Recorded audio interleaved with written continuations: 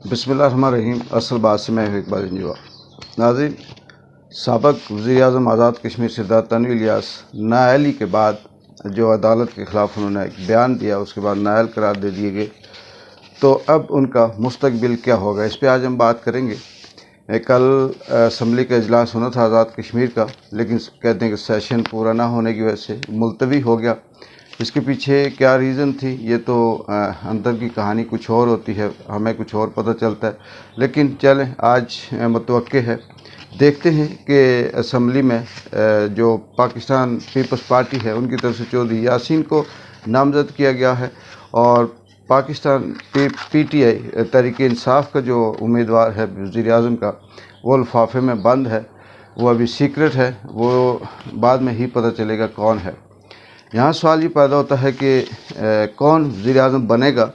इसमें अगर हम ग्राउंड की रियलिटी देखें तो उसमें ज़्यादातर ये लगता है कि जिस तरह से इस्टेब्लिशमेंट पाकिस्तान आज़ाद कश्मीर गवर्नमेंट के ख़िलाफ़ है, जिस तरह से तनवीर इलियास को बिल्कुल बेबुनियाद और भोंडे किस्म की बात पे नाअहल करार दे दिया गया। भोंडा इसलिए कहता हूँ कि बिल्कुल अदालत की तौहीन हुई होगी। ज़ाहिर है अदालत आलिया वो बड़ा मुअज़्ज़ज़ इदारा है, हमारी इतनी औकात नहीं कि हम उसके बारे में बात कर सकें।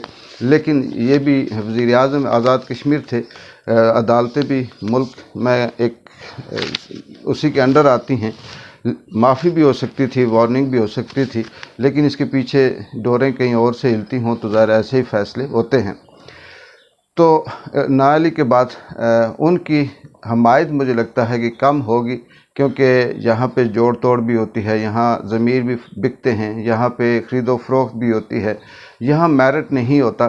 जिस तरह से पाकिस्तान में पाकिस्तान तहरीक इंसाफ इमरान खान की हुकूमत को गिराने के लिए या अदम एतमाद कामयाब करने के लिए 25 अरकान को सिंध हाउस में करोड़ों रुपए देकर उनका ज़मीर ख़रीद कर उनसे वफ़ादारियाँ छीनी गई थी। इसी तरह से आज़ाद कश्मीर के अंदर यहाँ पे भी वही चलता है।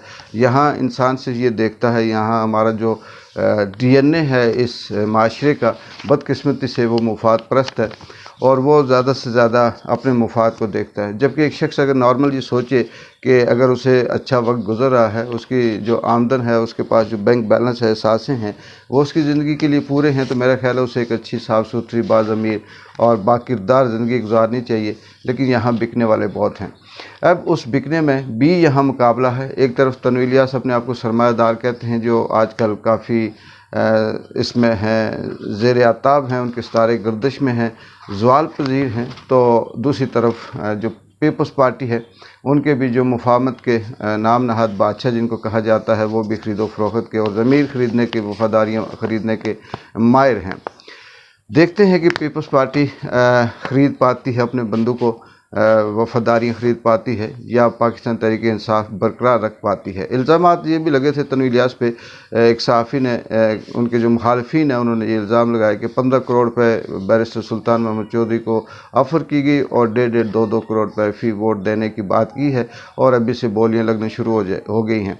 ये बात अथेंटिक नहीं है, इस पर मैं कोई बात नहीं कर सकता, लेकिन कहीं ना कहीं अंदर से कुछ बात होगी तभी ये बात निकली है।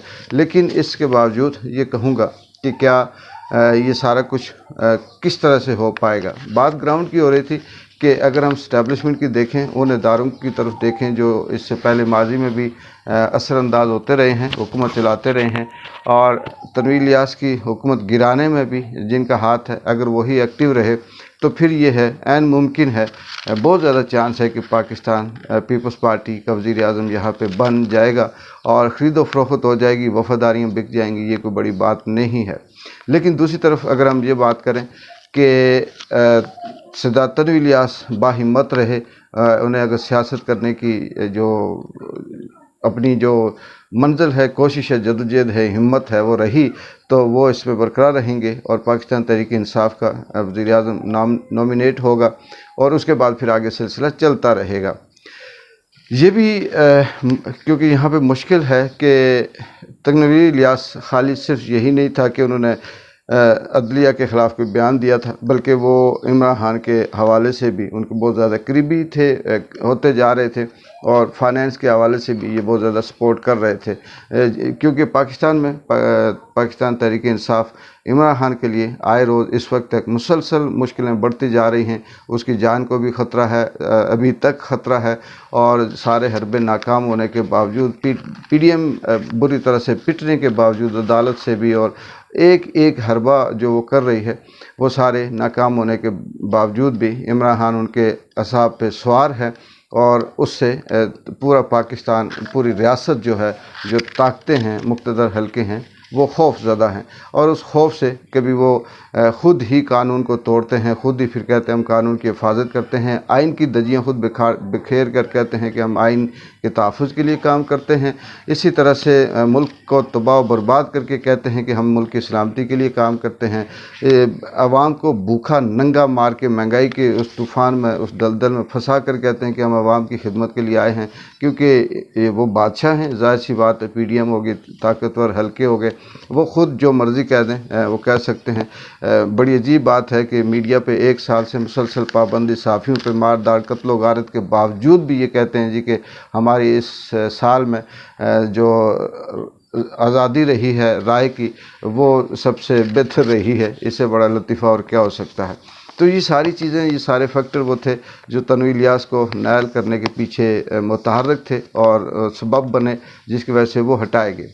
अब अगला सवाल ये भी है कि तन्वीर इलियास के बाद हटने के बाद जो उनकी सीट खाली हुई है, वो हल्का बस्ती की सीट खाली हुई है। इसमें भी आस्ता आस्ता जो सियासतदान हैं, जो उम्मीदवार हैं, वो उम्मीदें लगाए बैठे हैं। आने वाले वक्त में बताएंगे, कबल वक्त होगा कि अगर हम कोई बात करें कि उसमें से कौन जीतेगा या कौन बेहतर होगा, क्योंकि ये खबरें भी कुछ सोशल मीडिया पर गर्दिश कर रही हैं कि तन्वीर इलियास अपने बेटे को यहाँ से फिर से इलेक्शन लड़वाने की कोशिश करेंगे। इस पर जब वो आएगा तो हम ग्राउंड की सूरत हाल देख कर बात करेंगे कि क्या पोजीशन बनती है, क्या नहीं बनती। लेकिन इस वक्त तक सिर्फ यही है कि आज़ाद कश्मीर के अंदर, असम्बली के अंदर एक और नाम नहाद, एक और कठपुतली वज़ीर आज़म कौन बनेगा, वो पीपल्स पार्टी का होगा या PTI का, क्योंकि यहाँ जो बोलता है, जो थोड़ा सा बात करता है, उसके पर भी काट दिए जाते हैं और उसकी ज़ुबान भी बंद कर दी जाती है। यही माजी में भी होता रहा, यही आगे भी होगा। तो हम सिर्फ एक ये कह सकते हैं कि खेल है, उस खेल को हम देखते हैं, और तारीख़ उस खेल को फिर लिखती जा रही है। मौरख़ अपने अपने अंदाज से लिखता है, आने वाली नस्लें उसको देखती हैं, पढ़ती हैं, सोचती हैं, समझती हैं। यही यहाँ का जो दस्तूर है वो यही है। इसके अलावा हुकूमतें ना किसी अवाम के फ़ायदे में है, ना खित्ते के फ़ायदे में है, ना किसी और उस आप कह सकते हैं कि उनकी ज़िम्मेदारियाँ हैं। मुझे ये नहीं समझ आती कि ये किस बात की तनख्वाहें ले रहे होते हैं और किस बात की मराहतें ले रहे होते हैं। चलें, ये एक अलग डिबेट है, लेकिन आज शाम तक ये चीज़ भी सामने आ जाएगी कि आज़ाद कश्मीर की असम्बली ने किसका फ़ैसला किया है। ज़्यादा मेरा जो ज़ाती राय है उसमें मुझे ये लगता है कि शायद कि पीपल्स पार्टी के चौधरी यासीन को कामयाब करवाया जाए। उसके पीछे एक एक फ़ोन की देर है, जब फ़ोन आते जाएंगे और उधर से वफ़ादारियाँ बदलती जाएंगी। तो अगर वो PTI का ही रहा वज़ीर आज़म, तो फिर शायद कि आस्ता आस्ता आज़ाद कश्मीर के अंदर कुछ तब्दीलियाँ बरकरार रहें, तन्वीर इलियास के हक़ में बेहतर हो, क्योंकि पाकिस्तान के अंदर अगर इलेक्शन होते हैं तो वहाँ डेफिनेटली PTI की हुकूमत आएगी। इकबाल इंजवा को अगली किसी डेवलपमेंट तक इजाज़त दें। अल्लाह हाफ़िज़।